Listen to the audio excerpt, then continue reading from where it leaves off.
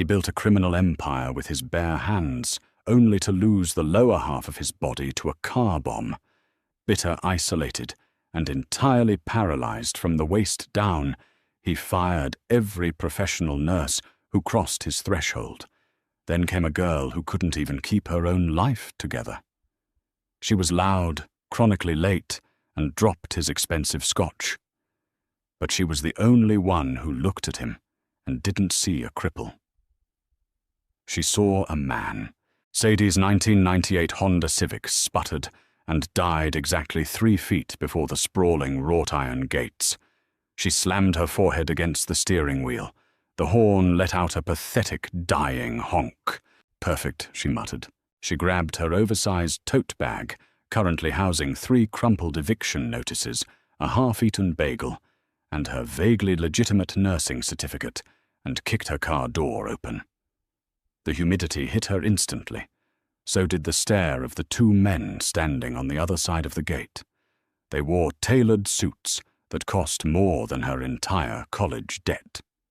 They also wore shoulder holsters, bulky ones. "I'm here for the interview," Sadie called out, hiking her bag higher on her shoulder. "The caregiver gig. Unless you guys are the caregivers, in which case, I'll just walk into traffic now." The man on the left didn't smile. He unclipped a radio from his belt, murmured something, and the heavy gates clicked open. Sadie walked up the mile-long driveway.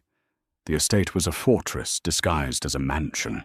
High stone walls, cameras, swiveling with quiet, motorized hums, and thick oak doors that looked like they belonged on a medieval cathedral. She was patted down in the foyer by a guy named Frankie, whose nose had been broken at least 3 times. He confiscated her pepper spray, her keyring, and a rogue bobby pin. "Down the hall, last door. Don't touch anything," Frankie grunted. The house felt like a museum.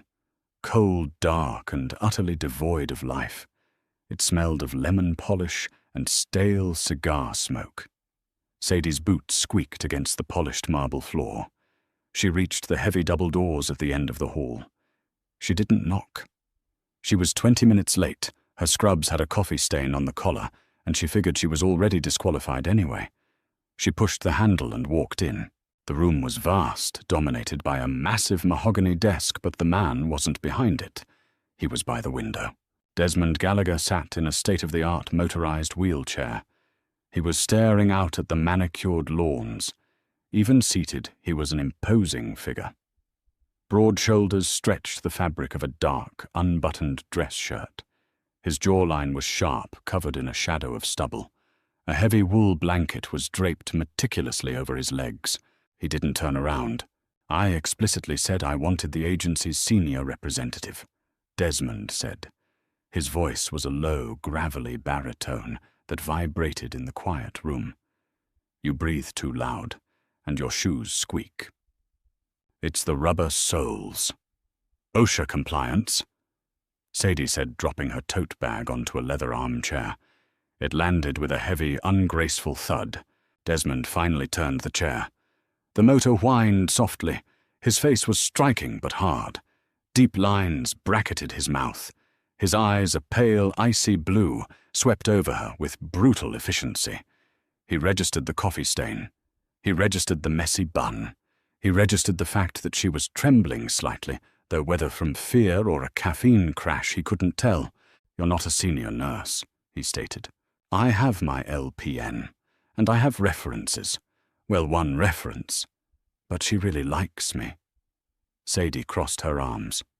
"Look, Mr. Gallagher, you fired the last 4 nurses the agency sent. Word is you're impossible to work for. You throw things. You refuse physical therapy. You insulted a woman so badly she cried in the driveway. She treated me like a toddler." Desmond said, his tone devoid of apology.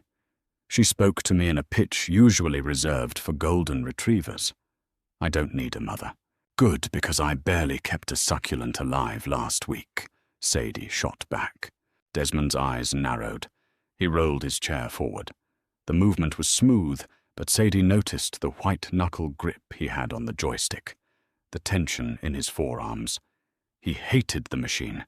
He hated relying on it. It radiated off him in waves of suffocating anger. "Why are you here?" he asked softly, the kind of soft that preceded violence. "I need the money," Sadie said. Honesty was the only card she had left. "You pay triple the going rate. I have rent due a car that just died at your gate, and I don't care if you're an irritable bastard. I can lift you, I can catheterize you, I can monitor your vitals, and I won't use a baby voice. In exchange, you sign my paycheck." Desmond stared at her.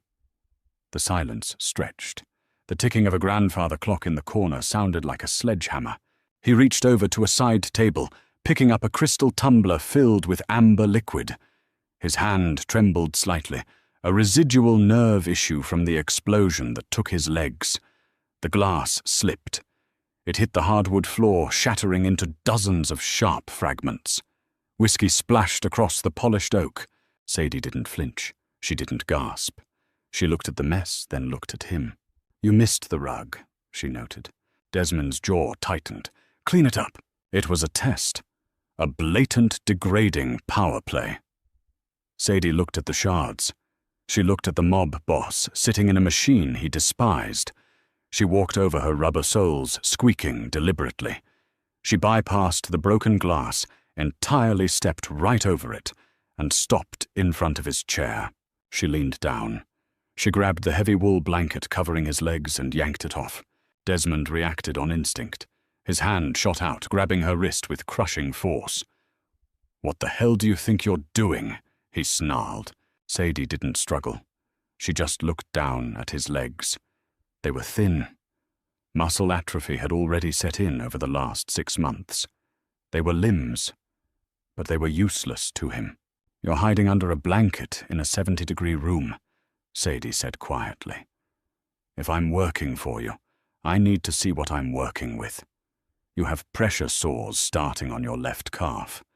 Your circulation is poor. And if you squeeze my wrist any harder, I won't be able to push your chair." He let go. He looked at her with a mixture of shock and sheer rage. No one touched him. No one addressed the reality of his body so bluntly. His men looked away. His previous nurses had hovered, patting the blanket, trying to pretend he wasn't half dead. "You're hired," Desmond said flatly. "Frankie will show you your room. Clean up the glass before you go." "I'm a nurse, Mr. Gallagher, not a maid," Sadie said. She turned and walked toward the door. "Tell Frankie to bring a broom." She shut the heavy doors behind her. In the hallway she leaned against the wall, closed her eyes, and exhaled a shaky breath. She had the job. Now she just had to survive it.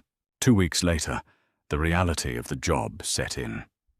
It wasn't just checking vitals or administering nerve blockers. It was the crushing daily grind of managing a human body that refused to cooperate with its owner's commands. It was 3 a.m. The compound was dead quiet. Sadie sat in the corner of Desmond's expansive bedroom, reading a paperback by the light of a small desk lamp. The rain lashed against the bulletproof glass windows. A sharp, sudden intake of breath from the bed broke the silence. Sadie dropped the book. She was by the bed in 3 seconds. Desmond was awake. His chest heaved. His hands gripped the silk sheets so tightly his knuckles were bone white. His jaw was locked in agony. "Spasm?" Sadie asked. Her voice was low, entirely professional. He managed a stiff nod. The nerve damage from the severed spinal cord didn't just cause paralysis. It caused phantom pains, violent muscle spasms that twisted his dead legs into knots he couldn't feel, but somehow still agonizingly experienced in his brain. Sadie threw the covers back. His right leg was jumping, the muscles contracting violently against the bone. "Okay, I've got you," she said. She didn't hesitate. She climbed onto the edge of the mattress. She placed her hands firmly over his thigh and calf, applying heavy downward pressure. She leaned her entire body weight into it, fighting the violent jerking of his leg. Desmond squeezed his eyes shut, his head rolling back against the pillows. A harsh, guttural groan tore from his throat. He hated this. He hated being seen like this, weak, writhing, completely at the mercy of a girl who barely weighed 120 pounds. "Breathe, Desmond," Sadie instructed. It was the first time she hadn't called him Mr. Gallagher. "It won't." "Stop," he gritted out through clenched teeth. Sweat beaded on his forehead. "It will. Give it a minute." She adjusted her grip. The physical exertion was immense. His leg was heavy, dead weight, animated by chaotic electrical signals. "Talk to me. Distract yourself. Tell me why there are 3 locked rooms on the 2nd floor." "None of your business," he rasped. "Fine, keep focusing on the pain then. Great strategy." A harsh breath punched out of him. "Guns, cash, archives." Archives. Fancy word for blackmail. Something like that. The spasm began to peak. The leg jerked violently, throwing Sadie off balance. She slipped her elbow, catching him hard in the ribs. "Shit, sorry," she hissed, scrambling to reset her grip and pin the leg down again. Desmond let out a breathless, broken laugh. It sounded more like a cough. "You're a terrible nurse. I warned you," she said, bearing down on his shin. "You hired me anyway. You get what you pay for." Slowly, agonizingly, the violent jerking subsided. The muscles unclenched. The leg went limp again. Dead flesh. Sadie didn't move away immediately. She stayed kneeling on the bed, her hands resting on his shin, feeling the chaotic pulse of his nerves settle. The only sound in the room was their ragged breathing and the rain hitting the glass. Desmond opened his eyes. He looked at her. She was wearing an oversized faded band t-shirt and flannel pajama pants. Her hair was a tangled mess. She wasn't looking at him with pity. She was just waiting to see if the spasm would return. "You can get off my bed now," he said quietly. Sadie released his leg and slid off the mattress. She pulled the covers back up, smoothing them out. "You need to up the dosage on the baclofen. The spasms are getting more frequent." "No, the pills make my head cloudy. I can't run a business with a cloudy head." "You can't run a business if you haven't slept in 3 days because your legs are doing the Macarena all night," Sadie countered, walking over to the sink in the corner to wash her hands. "Do not mock my condition, Sadie. I'm mocking your stubbornness. Your condition is just collateral damage." She dried her hands on a towel and turned to face him. "Take the pill, Desmond. I'm not going to sit here and watch you suffer for the sake of your ego." He stared at the ceiling. The sheer exhaustion on his face was profound. The Mafia Boss, the ruthless killer, the man who ordered hits with a flick of his wrist. He was just a tired man, trapped in a broken body. "1 pill," he muttered. Sadie smiled softly. A genuine, quiet smile. She prepped the medication, handed him the small paper cup and a glass of water. He took it without complaint. "Get some sleep," she said, turning off the bedside lamp. "Sadie," his voice stopped her before she reached her chair. She turned in the gloom. "Yeah, thank you." It was a barely audible whisper. A concession dragged out of him. "Don't get sentimental on me, Gallagher," she replied dryly, sinking into a chair. "It's in my contract." But as she pulled the blanket up to her chin, she knew the lines were already blurring. He wasn't just a paycheck anymore, and she wasn't just his employee. The syndicate didn't pause for paraplegia. Sadie learned this the hard way on a Tuesday afternoon. She was in the kitchen aggressively trying to scrape burnt eggs off a non-stick pan when Frankie walked in. He looked stressed. "Boss needs you in the study," Frankie said, leaning against the doorframe. "It's not time for his meds. And he's in a meeting," Sadie said, scrubbing harder. "Yeah, well, the meeting ain't going good. He buzzed me, said to bring you in." Sadie frowned, dropping the sponge. She dried her hands and followed Frankie down the cavernous hallways.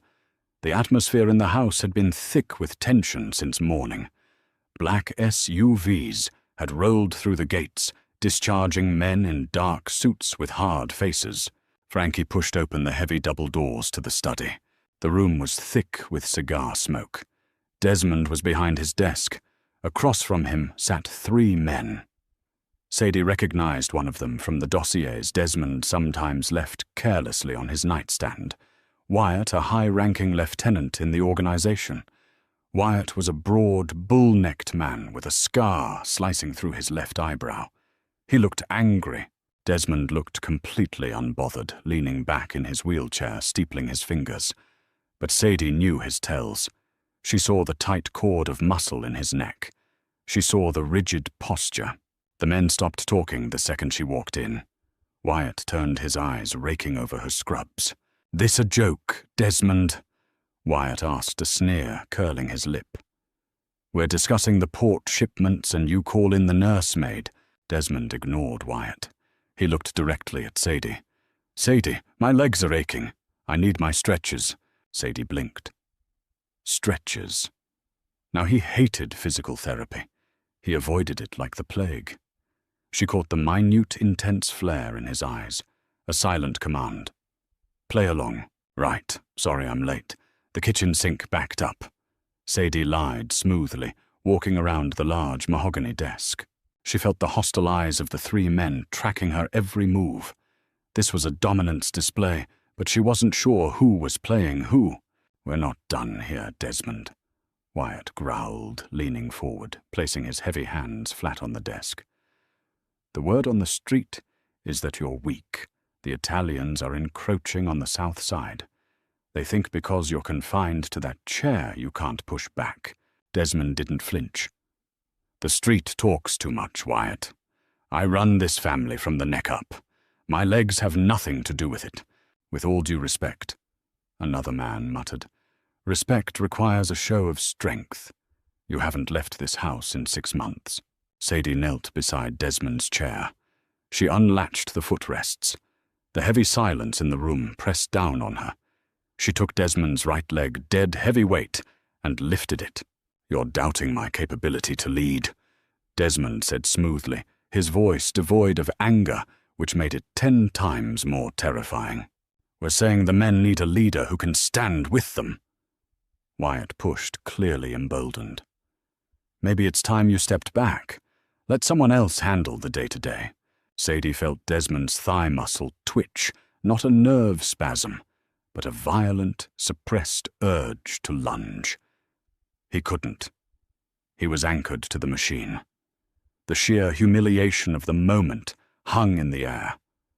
Wyatt was staging a soft coup, banking on Desmond's physical vulnerability.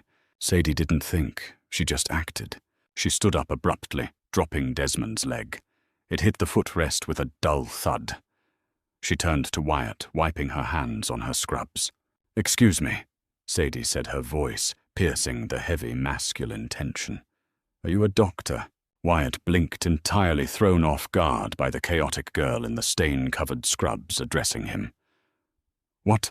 Are you a neurologist, an orthopedic surgeon?" Sadie stepped around the desk, invading Wyatt's personal space. She was a foot shorter than him, but she carried the absolute unhinged confidence of a woman who regularly negotiated with utility companies to keep her lights on. "Because if you're not, I suggest you shut your mouth about Mr. Gallagher's physical condition. Listen here, little girl." Wyatt started his face, flushing dark red.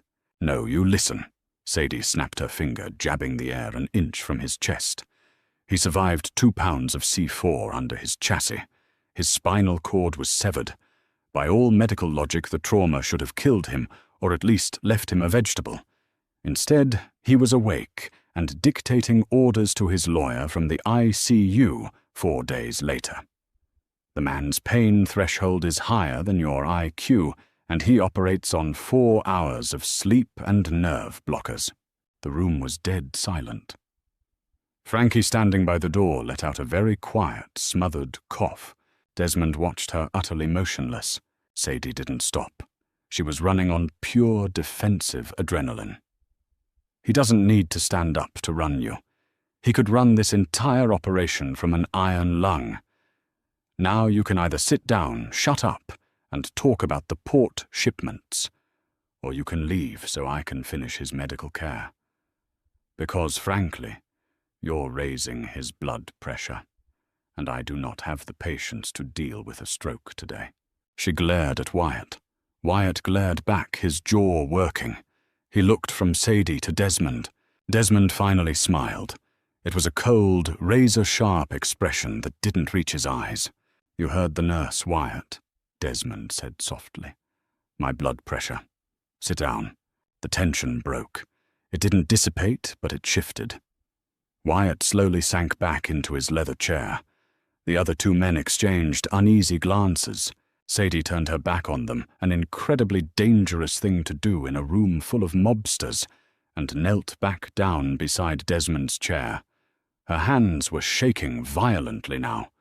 She hid them by gripping his calf, pretending to massage the cold muscle. Desmond looked down at her. The anger was gone from his eyes, replaced by something entirely different. Something heavy. Something assessing. He rested his hand on the arm of his chair, letting his fingers brush lightly against the crown of her head, in a fleeting, almost imperceptible gesture of approval. "The south side is mine." Desmond addressed the room, his tone authoritative, the momentary weakness utterly erased. "If the Italians want a war, they can have it. But we don't bleed onto the streets. We choke their supply lines. Wyatt, you're going to the docks tonight." As the men fell back into line, taking orders from the man in the chair, Sadie kept her head down, focusing on the slow, rhythmic stretching of his leg. She had just inserted herself into the volatile politics of a criminal syndicate.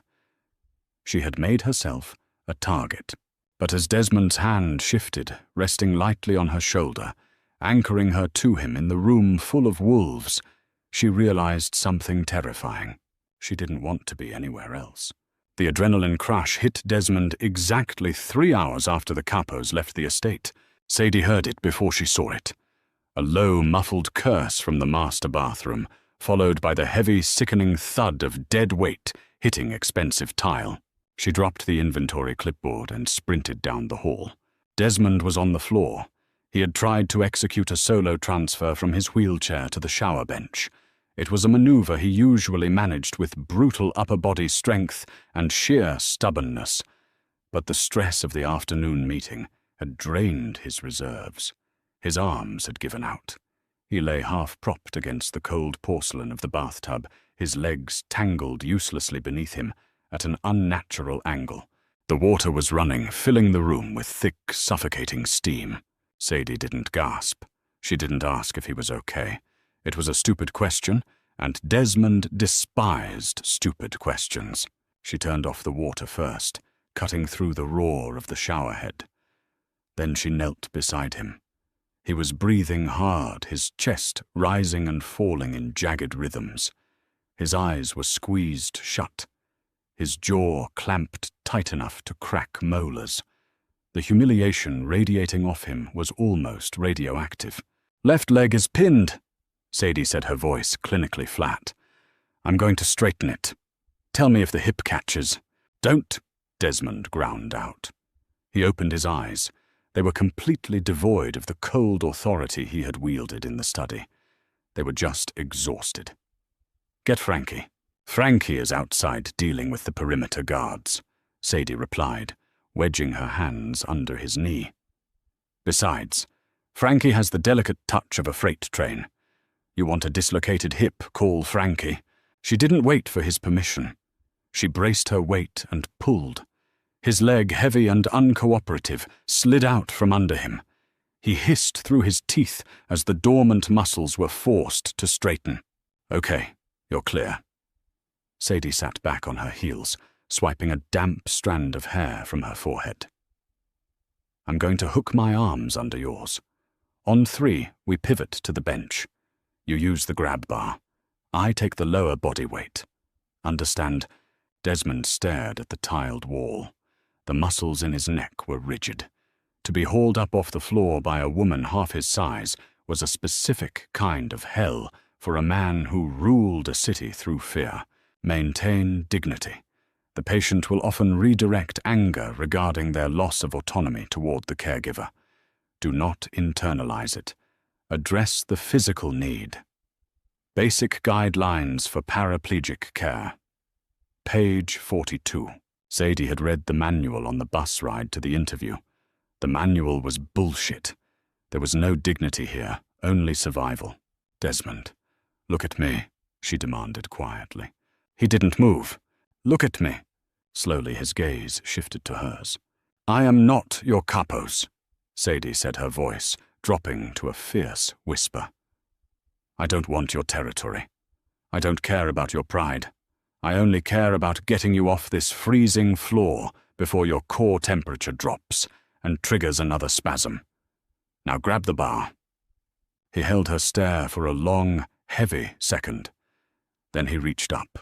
His massive hand clamped around the steel grab bar, bolted to the wall. 1. Sadie counted, sliding her arms under his armpits, locking her hands behind his back. The heat of his skin burned through his thin undershirt. 2. She planted her rubber-soled boots squarely on the wet tile. 3. Desmond pulled with a massive surge of strength, his biceps straining veins pressing against his skin. Sadie hoisted backward, lifting his center of gravity, dragging his dead legs up from the floor. They moved as one clumsy, desperate unit, pivoting through the heavy air until he was safely deposited onto the padded shower bench. Sadie slumped against the opposite wall, gasping for breath. Her scrubs were soaked with sweat and steam. Desmond sat on the bench, leaning forward, resting his forehead against his fist. The silence in the bathroom was absolute. Why did you do it? He asked. His voice was raw. Do what? In the study. Desmond lifted his head. You mouthed off to a man who has killed people for spilling his drink. You painted a target on your back. Why? Sadie picked up a discarded towel and began wiping down the wet tile where he had fallen. She wouldn't look at him. He was pissing me off. I have a low tolerance for arrogant meatheads. Don't lie to me, Sadie. She stopped wiping. She stared at the towel in her hands. The truth was messy. The truth was that when Wyatt had looked at Desmond with pity, a violently protective rage had clawed its way up her throat. Because you were trapped, she finally said, her voice tight. You couldn't stand up and punch him in the teeth. If you had tried and failed, they would have smelled blood in the water. So I did it for you. You can't fire me for it. I already cleaned the floor. Desmond didn't smile. He looked at her with a heavy, searching intensity. The lines of his face softened just a fraction, dropping the mask of the ruthless boss. You're a liability, Sadie, he murmured. I'm an asset, she corrected, standing up and tossing the towel into a hamper. I'm the only one in this house who isn't afraid of you. Now take your shower. I'll be right outside the door if you decide to go tumbling again. She walked out, pulling the heavy oak door shut behind her. Desmond sat alone in the steam. He looked at his motionless legs. Then he looked at the closed door. For the first time in 6 months, the silence in the house didn't feel like a tomb. It felt like someone was finally breathing life back into it. The mandate came down 3 days later. A sit-down with the rival faction. Neutral ground. A downtown restaurant that Desmond nominally owned. Sadie stood in the foyer, her arms crossed, watching Frankie load a small armory into the trunk of a black SUV. Desmond sat by the front door, wearing a charcoal 3-piece suit that fit his broad shoulders perfectly. The wool blanket was draped neatly over his lap. He looked like royalty, cold, untouchable royalty. I'm coming, Sadie announced. Desmond didn't even look up from his phone. No, you're not. This is business. Your business involves high-stress potential violence, and you haven't taken your muscle relaxers today because you need a clear head. Sadie fired back, walking over to his chair. If you trigger autonomic dysreflexia during the appetizer course, your blood pressure will spike to stroke levels in 3 minutes. Do Wyatt and Frankie know how to administer the emergency nitro spray? Do they even know where it is? Frankie paused, slamming the trunk shut. He looked at Desmond. She's got a point, boss. I ain't no doctor. Desmond glared at Frankie, who wisely looked down at the pavement. "I stay in the car." Sadie compromised, softening her tone. "I sit in the back of the SUV with my medical kit. You go in, you intimidate whoever needs intimidating, and I'm there if your nervous system decides to declare war on your brain." Desmond looked at her. She was wearing her usual chaotic ensemble faded jeans, a band t-shirt, and a heavy canvas jacket. She looked completely out of place in his dark, violent world. But her chin was jutted out in that stubborn way he was quickly learning was immovable. "Fine," Desmond clipped. "You stay in the car. The doors remain locked. If you hear loud noises, you put your head between your knees and you don't look up." The drive downtown was tense. The city lights smeared against the tinted windows. Sadie sat in the back, the heavy leather medical bag resting on her lap. She watched the back of Desmond's head. He was radiating tension. The restaurant was located on a narrow street, flanked by tall brick buildings. Frankie pulled the SUV up to the curb. 2 escort cars parked ahead and behind them. 20 minutes, Desmond told Frankie. Frankie and another man helped transfer Desmond from the vehicle to his chair on the sidewalk. It was a smooth, practiced movement. Desmond adjusted his suit jacket, his face completely impassive. He rolled toward the restaurant doors, flanked by his men. Sadie sat in the quiet, idling SUV. The driver, a young kid named Paulie, kept his hands rigidly on the wheel eyes, darting to the rearview mirrors. 10 minutes passed, then 15. The first indication that things had gone to hell wasn't a gunshot. It was the sudden, violent shattering of the restaurant's front window. A body was thrown through the glass landing on the pavement in a shower of sharp, glittering shards. "Shit!" Paulie yelled, reaching inside his jacket. Then the gunfire started. It wasn't the clean, isolated pops from the movies. It was a deafening, chaotic roar that echoed off the brick buildings, vibrating deep in Sadie's chest. Rule 1 of an active shooter situation: stay down. Rule 2, assess injuries. Rule 3, do not become a second victim. Sadie ignored all 3. She threw open the door of the SUV and scrambled out onto the pavement. "Desmond!" She screamed, the sound swallowed by the gunfire. "Get back in the car, crazy lady," Paulie roared, ducking behind the dashboard. Sadie dropped to a crouch, using the heavy metal body of the SUV as cover. She peered around the bumper. The street was chaos. Civilians were screaming, scrambling for cover. 2 of Desmond's men were returning fire from behind a parked sedan, aiming toward an alleyway across the street. Where was the chair? She spotted him. Desmond had been caught halfway between the restaurant door and the cars. He was pinned. His chair was angled awkwardly against a concrete planter, providing minimal cover. He had a gun in his hand, firing methodically toward the alley, but he was a sitting duck. He couldn't dive for cover. He couldn't run. He was anchored to the machine. A bullet ricocheted off the concrete planter, showering Desmond with grey dust. Sadie didn't think. The pragmatic, cynical nurse who demanded hazard pay evaporated, leaving behind a woman driven by pure, unadulterated panic for the man in the chair. She ran. She broke cover, sprinting across the 15 feet of open sidewalk. The air cracked and whined around her. Desmond saw her coming. His eyes went wide with absolute terror. "Sadie, get down!" He bellowed, his voice tearing over the gunfire. She hit the ground next to his chair, sliding on the rough pavement, scraping her knees bloody through her jeans. She jammed herself into the narrow space between the concrete planter and the heavy wheels of his chair. "Are you insane?" Desmond roared, grabbing her collar and yanking her down further. He practically threw himself over her, using his broad torso to shield her small frame, completely exposing his own back. "I'm your nurse," Sadie yelled back, her hands shaking so badly she could barely clench them. "My patient is under fire." "I don't need a pulse check, I need covering fire," he shouted, firing twice more over the planter. "I don't have a gun, I have a stethoscope." A bullet slammed into the armrest of Desmond's chair, missing his elbow by an inch. The heavy metal casing shattered, sending shrapnel biting into his shoulder. He grunted, dropping his arm, his gun clattering to the sidewalk. Desmond, Sadie panicked, seeing the dark bloom of blood on his charcoal suit.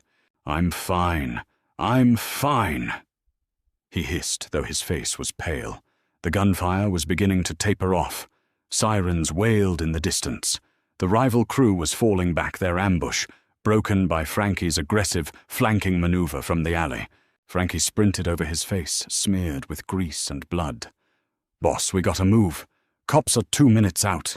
"Get her in the car," Desmond ordered, pointing a trembling finger at Sadie. "Get you in the car," Sadie snapped, already reaching for the joystick of his chair to maneuver it out of the tight spot. "Your shoulder is bleeding. You're going into shock." "Leave the chair," Desmond commanded Frankie. "It's too slow. Carry me." Frankie didn't hesitate. He slung his weapon, leaned down, and hauled Desmond out of the chair in a fireman's carry. The complete loss of dignity, the absolute vulnerability of being slung over another man's shoulder like a sack of flour, was evident in the tight white line of Desmond's mouth. Sadie grabbed the heavy medical bag from the pavement and ran behind them, diving into the back of the SUV just as the tires squealed. They tore away from the curb, leaving the custom $40,000 wheelchair abandoned on the bloody sidewalk. The safe house was a windowless, concrete-reinforced basement beneath an auto repair shop on the east side. It smelled of motor oil, damp earth, and now copper. Desmond sat on a battered leather sofa in the center of the room. His jacket was gone. His shirt was unbuttoned, pulled down to expose his left shoulder. A jagged piece of metal from the wheelchair's armrest had sliced a deep, ugly gash across his deltoid. Sadie stood in front of him, hands encased in blue latex gloves. A harsh, overhead fluorescent light cast deep shadows beneath her eyes. She worked in absolute silence. She flushed the wound with saline, the liquid running pink down his heavily tattooed bicep. Desmond didn't flinch. He sat rigid, staring straight ahead at the concrete wall. "I need to stitch it," Sadie said. Her voice was steady, professional, completely detached from the woman who had sprinted through an active firefight 20 minutes ago. "I have local anesthetic. It'll sting. Just do it," he rasped. She prepped the needle, injected the lidocaine around the torn flesh, and waited a minute for it to take effect. The silence in the room was suffocating. Frankie and the others were upstairs standing guard, making calls, trying to figure out who had leaked the location of the sit-down. Sadie threaded the suture needle. She leaned in close, invading his personal space, her focus entirely on the wound. "You're shaking," Desmond observed.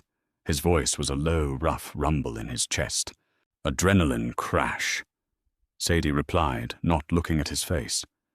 "It's physiological. I can't control it. You could have died. So could you." "I am a target, Sadie. It's the life I chose." Desmond turned his head, forcing her to look at him.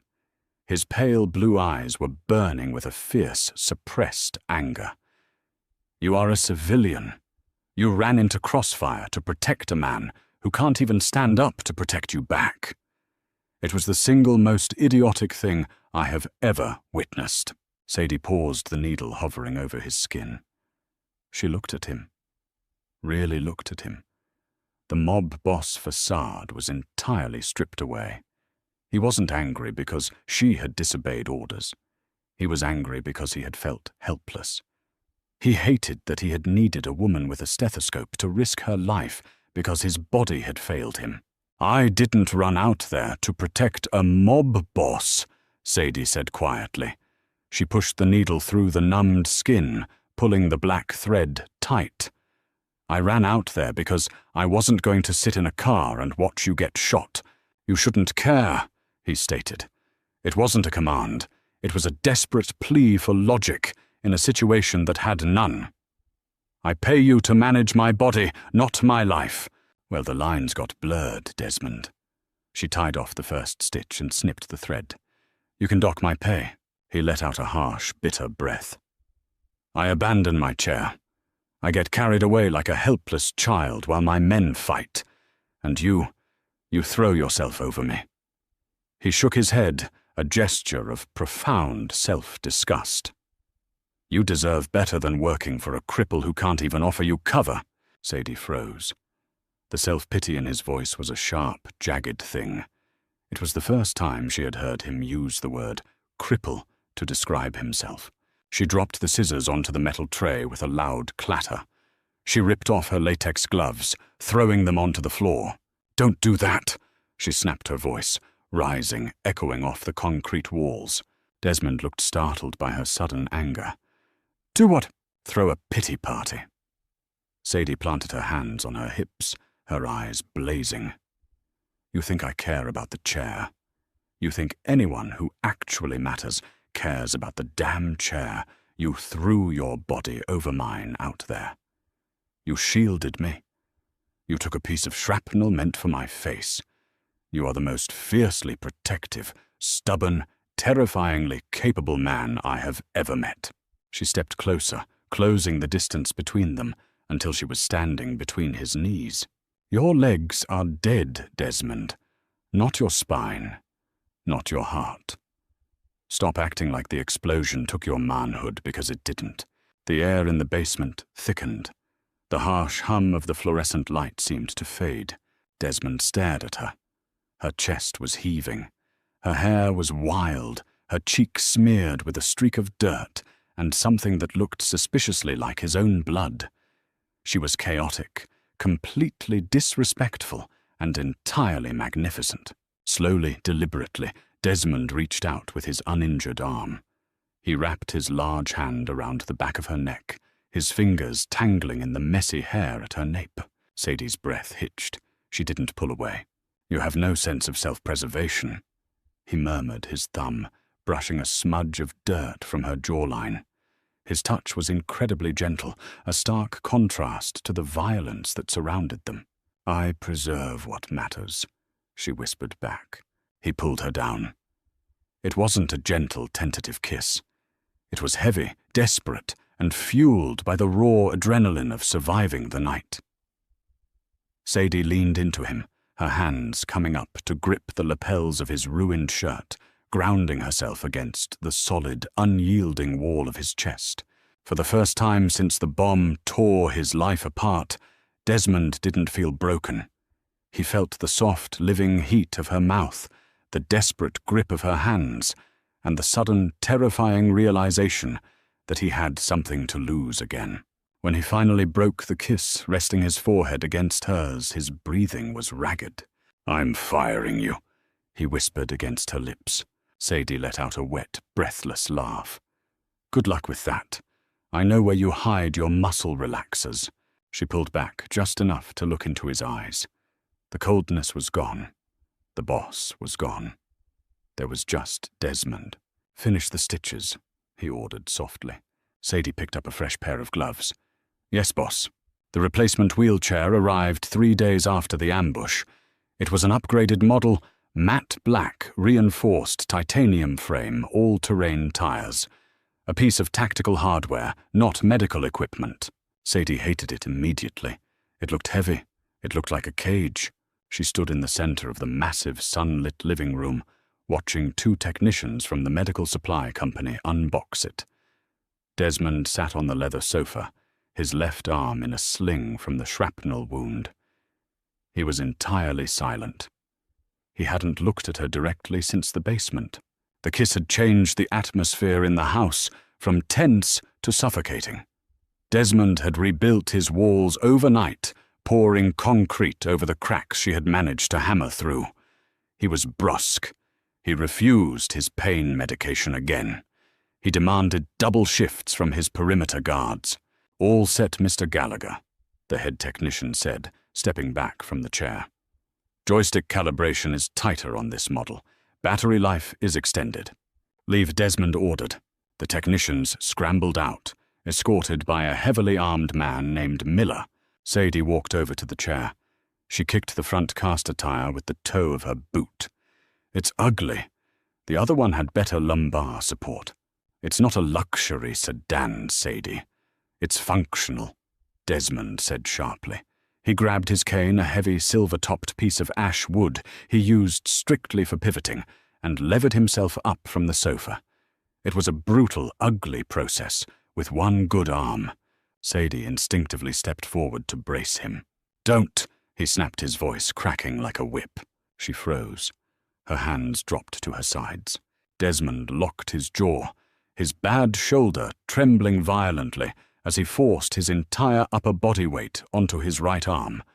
He swung his dead hips over, hovering above the seat of the new chair. He misjudged the distance by an inch. He dropped hard onto the edge of the cushion, jarring his spine. A sharp gasp escaped his lips, his face turning an ashen grey. Sadie didn't help him adjust. She crossed her arms, her nails digging into her own skin. It took everything in her not to fix his legs, which were tangled awkwardly on the footrests. "Done punishing yourself?" she asked quietly. He finally looked at her. His blue eyes were absolute ice. "My organization is compromised. Someone sold my location to the Southside crew. Until I find the leak, this house is on lockdown. And that means you have to treat me like a hostile witness.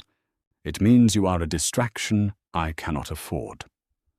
Desmond leaned back, finally breathing through the pain of the transfer.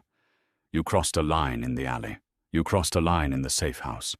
My men look to me for absolute, infallible leadership. They cannot see me compromised by a nurse." "Compromised?" Sadie let out a harsh laugh. "Because you kissed me. Because for 5 seconds you remembered you were a human being and not a machine. Because you are a weakness." The shout tore from his throat, echoing off the high ceilings. The silence that followed was deafening. Sadie stared at him. She saw the tight grip his right hand had on the armrest. She saw the fear he was desperately trying to bury under anger. He wasn't disgusted by her. He was terrified for her. In his world, whatever the boss loved, the enemy killed. "You think pushing me away is going to make me safer?" Sadie asked, her voice dropping to a deadly calm. "You think the people who shot up that restaurant are going to care about my job title? They saw me dive into the crossfire for you. I'm already on their radar, which is why you are leaving," Desmond said. He reached into his jacket pocket and pulled out a thick, sealed envelope. He tossed it onto the coffee table. It landed with a heavy thud. "That is 6 months severance. Cash. Miller will drive you to the airport. You go to California. You do not come back." Sadie looked at the envelope. It was thick enough to solve every financial problem she had ever had. It was freedom. She walked over to the table. She picked it up. Desmond's jaw tightened. A muscle ticked wildly in his cheek. He watched her hold the money, waiting for the inevitable relief to wash over her face. He waited for her to run. Sadie gripped the envelope with both hands and tore it directly down the middle. The sound of thick paper ripping was obscenely loud. $100 bills fluttered to the Persian rug like dead leaves. "I don't run from bullies, Desmond," Sadie said, tossing the torn halves onto the floor. "And I don't abandon my patients. Your blood pressure is elevated. Your shoulder is bleeding through your shirt. I'll be in the kitchen making ice packs. Yell if you fall out of your ugly new chair." She turned her back on him and walked out of the room. Desmond sat entirely still amidst the scattered hundreds. He closed his eyes, dropping his head back against the headrest. A low, ragged exhale left his chest. It sounded dangerously like relief. The betrayal didn't come with a warning. It came at 2 a.m., accompanied by the silence of a severed security grid. Sadie was awake. She was sitting in the armchair in Desmond's bedroom, reading under the dim glow of a lamp. Desmond was asleep, breathing heavily, the pain medication she had finally bullied him into taking, knocking him out cold. The bedside monitor, which usually displayed the live feed from the perimeter cameras, flickered. The screen went entirely black. The soft hum of the central air conditioning died. The house plunged into profound, suffocating silence. Sadie dropped her book. She stood up, her pulse, instantly, hammering a frantic rhythm against her ribs. She walked to the heavy bedroom door and pressed her ear against the wood. Footsteps, muffled, heavy and deliberate, moving down the hallway. It wasn't Frankie. Frankie dragged his left heel when he walked. These steps were military precise. Sadie bolted back to the bed. She clamped her hand over Desmond's mouth and shook his uninjured shoulder violently. His eyes snapped open. The instinct to thrash was immediate, but he registered her face in the gloom. She removed her hand, pressing a single finger to her lips. She pointed at the dead monitor. Desmond's eyes hardened. The drug-induced fog vanished, replaced by cold, tactical calculation. He didn't ask questions. Under the mattress. Right side. He whispered, his voice barely a rasp. Sadie dropped to her knees. She shoved her hand between the heavy mattress and the box spring. Her fingers brushed cold, hard metal. She pulled out a matte black Glock 19. It was heavy, fully loaded. Safety is off. There's one in the chamber, Desmond murmured, hauling himself up into a sitting position, using his good arm. Help me to the chair. No, Sadie breathed. Chair is too exposed. You stay on the floor, behind the bed. She didn't give him a choice. She grabbed his legs, hauling them off the side of the bed, allowing gravity to drag his lower half down. Desmond grabbed the heavy oak bedpost, controlling his descent, sliding down until he was sitting on the floor. His back pressed against the thick wood of the footboard. He was completely hidden from the doorway. Sadie pressed the gun into his right hand. "Hide!" he mouthed to her, pointing toward the walk-in closet. She shook her head stubbornly.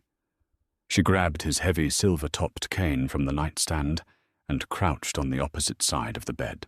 The bedroom door handle turned slowly. With a deafening crack, the door was kicked open. The heavy wood splintered against the frame. Two men stepped into the room. They wore tactical gear and night vision goggles pushed up on their foreheads. The moonlight from the window caught the silencers on their weapons. "Clear the bed," one whispered. They moved forward. Desmond didn't wait for them to realize the bed was empty. From his position on the floor, he fired twice.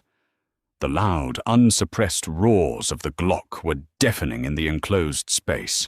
The first man took a round to the knee. He screamed, his leg collapsing under him.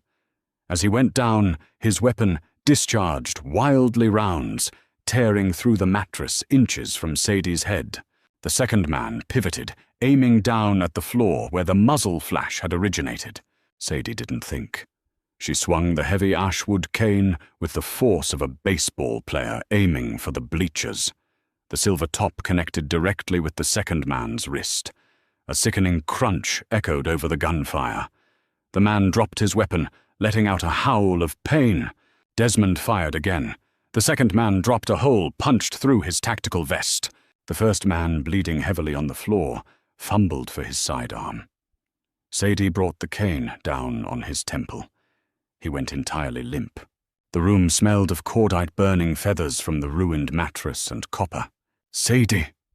Desmond's voice was strained, breathless. "Are you hit?" "No," she gasped, dropping the bloody cane. She crawled around the bed. "You—" "Fine." He was checking the magazine of the Glock, his face pale in the moonlight. That was a breach. Professional. Someone let them in. A slow, mocking clapping echoed from the hallway. "Excellent grouping, Desmond, even from the floor." The voice belonged to Wyatt. Wyatt stepped into the doorway. He wasn't wearing tactical gear. He wore a sharp suit, a lit cigar clamped between his teeth. He held a high-powered revolver resting casually against his thigh. 3 more armed men stood behind him. "I assumed it was you, Wyatt," Desmond said. His voice was remarkably steady, devoid of panic. He didn't try to pull himself up. He sat on the floor among the blood and ruined bedding, owning the space like it was a throne. "You always were an impatient bastard." "Impatient?" Wyatt scoffed, stepping over the body of his hired gun. "I waited 6 months. I watched you govern this family from a hospital bed. I watched you hide behind locked doors. And now you're hiding behind the skirts of a nurse." Wyatt looked at Sadie, a filthy sneer crossing his face. "You should have taken the cash, sweetheart. I saw him give you the envelope on the cameras. Cameras are a violation of privacy." Sadie snapped back, though her hands were shaking. She pressed her shoulder against Desmond's, grounding herself against his solid warmth. "The family needs strength, Desmond." Wyatt addressed his boss. "You can't even stand up to look your executioner in the eye." "I don't need to stand to kill you, Wyatt," Desmond said softly. "You're out of rounds," Wyatt noted, nodding at the Glock in Desmond's hand. "You fired 4. That clip holds 10. I know you rarely reload your own weapons these days. Clumsy fingers?" He raised the revolver, pointing it squarely at Desmond's chest. "Last words, boss." Desmond didn't look at the gun. He looked at Sadie. A silent, terrifying communication passed between them. The chair. Wyatt had stepped too far into the room. He was standing directly in front of the heavy matte black motorized wheelchair Sadie had despised all day. Desmond's left hand, the one hidden behind his back, wasn't idle. It was wrapped around his smartphone. The smart home integration the technicians had bragged about that afternoon. Desmond hit a button on the screen. The 400-pound titanium wheelchair surged forward with the acceleration of a small tank. It didn't just bump Wyatt. It slammed into the back of his knees with brutal motorized force. Wyatt shrieked as his legs folded in the wrong direction. The heavy metal footrests crushed his shins against the floorboards. The revolver flew from his hand, clattering beneath the bed. Before Wyatt's men in the hallway could process what had happened, a deafening roar of automatic gunfire erupted from the corridor. Frankie and 3 loyal guards flooded the hallway, tearing through the traitors. The gunfire was brief, deafening, and final. Wyatt lay on the floor, pinned beneath the massive weight of the wheelchair, weeping openly, clutching his shattered legs. Desmond sat on the floor completely unharmed. He dropped the empty Glock. He looked at Wyatt, who was writhing in the exact position Desmond found himself in every single day. Paralyzed. Broken. Strength isn't in your legs, Wyatt. Desmond said, his voice cold, devoid of mercy. It's in your mind, and yours was always incredibly weak. Frankie stepped into the room, his face splattered with blood. He looked at the bodies, looked at Wyatt, pinned by the chair, and finally looked at his boss sitting on the floor. "House is secure, boss," Frankie breathed heavily. "We got the rest of them at the gates." "Get him out of my house," Desmond ordered, pointing a trembling finger at Wyatt. "Take him to the warehouse. Call the doctor to set his legs. I want him awake when I deal with him tomorrow." Frankie nodded, hauling a sobbing Wyatt out from under the wheelchair by his collar, dragging him out of the room. The silence rushed back in. The dawn broke grey and heavy, washing the shattered bedroom in a pale light. The bodies were gone. The blood had been scrubbed from the hardwood, leaving behind the sharp scent of bleach to mask the copper. Sadie sat on the edge of the mattress. Her scrubs were ruined. She had a bruise forming on her cheekbone and a small cut above her eyebrow from flying wood splinters. Desmond was back in his chair. Frankie had helped lift him. He sat by the window looking out at the sprawling estate. The empire was his again. The rot had been cut out. "You stayed," Desmond said to the glass. "I told you I don't run." Sadie rubbed her temples. The adrenaline crash this time was monumental. She felt hollowed out, entirely exhausted. Desmond turned the chair. He wheeled toward her. He didn't stop until his knees were brushing hers. He looked at the bruise on her face, his jaw tightening. "I meant what I said," he murmured, his voice rough. "You are a liability. You make me care whether you live or die. In this business, that is a death sentence." "Then quit the business," Sadie said simply. Desmond let out a short, hollow laugh. "It's not a corporation, Sadie. You don't just resign. The wolves are always at the door. You're a smart man. You run the ports, you run the real estate. Transition to legitimate fronts. You don't need to be dealing in blood anymore. You just wiped out the last crew that opposed you. She leaned forward, resting her elbows on her knees, looking up at him. You don't have to be the ruthless monster just to prove you aren't weak. He stared down at her. He saw the sheer, unyielding stubbornness in her eyes. She had seen him at his absolute worst, crawling on the floor, dragged like dead weight, bleeding and vulnerable. And she was still here. She wasn't looking at the chair. She was looking at him. Desmond reached out. His large, rough hand cupped her cheek, his thumb gently brushing just beneath the cut on her brow. "You shouldn't have thrown the envelope away," he whispered. "It was cash. I prefer direct deposit," she replied, leaning her face into his palm. "I can't offer you a normal life. Normal is boring. Normal didn't involve me bludgeoning a man with a cane tonight. I think I found my calling." Desmond smiled. It wasn't the cold, sharp smile of the mob boss. It was genuine, reaching his eyes, breaking through the harsh lines of his face. It made him look younger. It made him look alive. He leaned down, closing the distance between them. He kissed her. It was slow, deliberate, and entirely stripped of desperation. It was a promise. He pulled back just enough to rest his forehead against hers. "No more hourly wages," Desmond stated quietly. "Are you offering me a salary?" Sadie teased her hands, coming up to rest on his broad shoulders. "I'm offering you the empire," he corrected. "Equal partnership.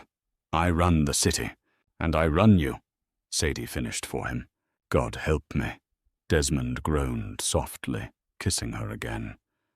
Yes, they stayed like that, as the sun fully crested the horizon, casting warm, golden light across the room. The wheelchair hummed softly beneath him, but it was no longer a cage. It was just a machine. He was the man in it. And for the first time in 6 months, he didn't feel paralyzed at all. He had his anchor. He had his queen, and anyone who thought they could break them would find out exactly how heavy dead weight could be. If this gritty, high-stakes romance kept you on the edge of your seat, smash that like button. Let us know in the comments below what your favorite moment between Desmond and Sadie was. Was it the brutal honesty or that epic safe house showdown? Don't forget to share this story with your fellow romance readers who love a fierce heroine and a morally grey, utterly devoted boss. Hit subscribe and ring the notification bell so you never miss out on our next dark, emotional audio drama. Stay chaotic, stay protective, and we'll see you in the next video.